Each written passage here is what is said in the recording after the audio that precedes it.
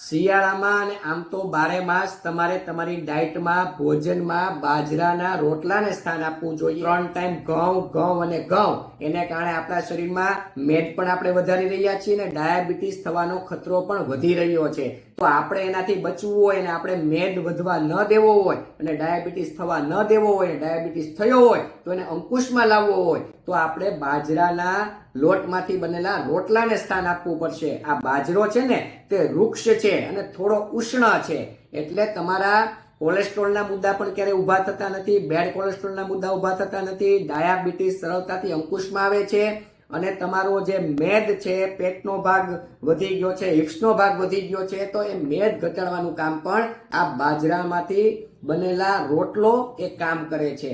અને ખાસ કરીને આ બાજરો શિયાળામાં શા માટે ખાવો જોઈએ? કારણ કે થોડો ઉષ્ણ છે, એને કારણે તમને કડકડતી ઠંડી સામે પણ